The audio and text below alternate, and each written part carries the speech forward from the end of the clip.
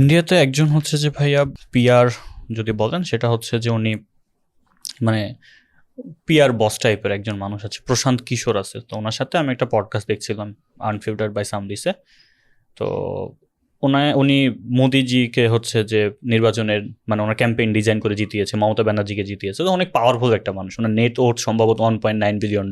মানে একটা পিআর ফার্মের এত টাকা আসলে হওয়া সম্ভব না, বাট উনি অনেক পপুলার, অনেক পাওয়ারফুল। তো ওনার সাথে একটা শোতে বলতেছিল যে নেতারা নির্বাচিত হওয়ার পর সবচেয়ে বড় ভুলটা কি হয় বা সবচেয়ে বড় ঝামেলাটা কি হয়। তো উনি খুব সুন্দর করে বোঝালো যে এই যে চেয়ারটা, এই চেয়ারটাতে যখন একটা মানুষ বসে তখন ওর অনেক আশেপাশে অনেক ব্যারিয়ার হয়ে যায়। তখন একদম লোকালের যে কথা, একটা লোকাল মানুষের যে ভয়েস আপনি এখন গিয়ে গিয়ে শুনছেন, ওই ভয়েসটা না চেয়ার পর্যন্ত আর আসে না ভাইয়া। তার আগে অনেকগুলো ফিল্টার হয়ে তারপর ওই ভয়েসটা ওখানে যায়। এবং নেতাদের সাথে জনগণের যে একটা সম্পর্ক বা একটা কমিউনিকেশন গ্যাপ, সেটা শুরু হয় ওই চেয়ারে বসার পর। এই জন্য উনি বলছিল যে আগের যুগে রাজারা যারা আসলে জনগণের কথা শুনতে চাইতো, তারা হচ্ছে ওই যে একটা বেশভূষা নিয়ে বের হতো, বা হচ্ছে যে একটা আড়ালে থেকে মানুষজনের কথাবার্তা শুনতো, কেমন আছে মানুষজন এই সেই। সো আমার মনে হচ্ছে কথাটা আসলেও সত্যি, যে চেয়ারটায় বসার পর অনেকগুলো লেয়ার হয়ে যায়, মানুষজনের একদম কাছে এসে ভিড়া যায় না। বাট আপনি বলছেন যে আপনি জবাবদিহিতার আওতায় আনতে চান আপনার সময়কে, বা আপনি মুরব্বীদের সাথে বসতে চান। এই ব্যাপারটা কি ইনশিওর থাকবে কিনা ভাই, যে আপনিও চেয়ারটাতে বসার পরও হচ্ছে যে আপনার লেয়ারটা থাকবে না, আপনার কাছে সরাসরি মানুষজন এসে আপনার সাথে কথা বলতে পারবে, থাকবে? আমি আসলে রাজনীতি এবং ব্যক্তিগত জীবনটা এটা অভ্যস্ত। আমি তো মানে ছাত্রদল কেন্দ্রীয় কমিটির সাধারণ সম্পাদক ছিলাম, ঢাকা মহানগর বিএনপির সাধারণ সম্পাদক ছিলাম। তাই আমার কাছে আসলে আমি যখন পজিশনে থাকতাম তখন আমি এই জিনিসটা খুব সতর্ক থাকতাম। এবং আমি খুব বেশি আমি এরকম হয়েছে মানে সকালে ছাত্রদলের সেন্টার ওই মুহূর্তেও যখনই সুযোগ পেতাম ঘন্টার পর ঘন্টা একটা কর্মী সভা দিলে অনেকে কর্মী সভাটা জাস্ট মনে করতো যে আমি এসে সিদ্ধান্তটা দিয়ে দিই। আমি বলতাম যে আমি 4 ঘন্টা 5 ঘন্টা 8 ঘন্টাও আমি বক্তব্য শুনতাম। যে এমন হয়েছে আমার সম্বন্ধে যারা জানে তারা কিন্তু জানে এখনো যে আমি এত ব্যস্ত থাকি। হ্যাঁ, আমি কেন আমার একটা মানে এত খাটতে হয়, কারণ হচ্ছে কেউ কিছু বলতে চাইলে আমি প্রথমে যা বলি যে আপনারা বলেন, কোনো এলাকায় গেলে মুরব্বীদের বলি যে আপনারা বলেন আমি শুনি। হ্যাঁ, কারণ আমার দলীয় নেতাদেরকে বলি যে আপনারা এক কাজ করেন, দলীয় প্রোগ্রামে আপনারা বললেন। হ্যাঁ, এই যেটা সামাজিক প্রোগ্রাম অথবা মত বিনিময় মুরব্বীদের থেকে একটু শুনি। হ্যাঁ, ওনারা আসলে কি চায়, ওনারা তো এই এলাকার ব্যাপারটা ভালো বলতে পারে, ওনাদের থেকে একটু শোনার দেন। আমি যখন ওনাদের থেকে শুনি, হ্যাঁ, তখন আসলে আমি অনেক রিয়েলিটি পাই, বাস্তবতাটা বেরিয়ে আসে।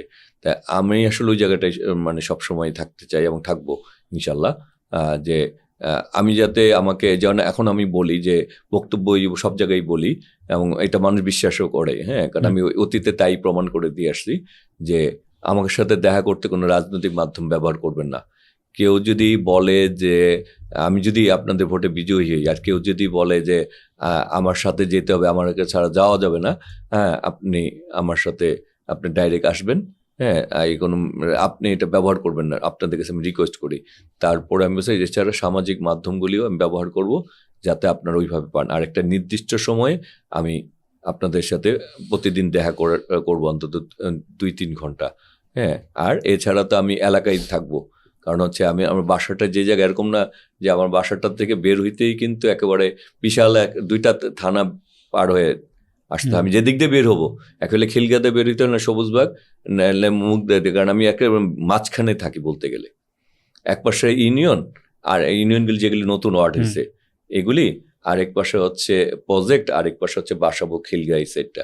সুতরাং আর আমি তো মানে ওই সুতরাং আমাকে সবাই পাবে, মানে এরকম না যে আমি আসলে তাদের থেকে দূরে একটা জায়গায় যে আর থাকবো তারা আমাকে পাবে না, ব্যাপারটা এরকম না। কারণ আমি বারবারই তো বলতেছি যে আমার বাসা আসলে যে কোনো জায়গাটায়, আর আমাকে ডাক দিলে যদি ব্যাপারটা এরকম যে সকালে কোনোদিন রাত্রে যদি কাজ করতে করতে দেরি হয়ে যায়, মনে করি যে আজকে সকালে যদি 1 ঘন্টা একটু বেশি ঘুমাবো, হ্যাঁ, তখন সকালে এসে যখন রাস্তায় দাঁড়া ডাক দেয় হাবিব ভাই, হাবিব, হ্যাঁ, তখন আমার কানে যায়। হ্যাঁ, তখন আমার আলটিমেট ঘুম ভেঙে যায়।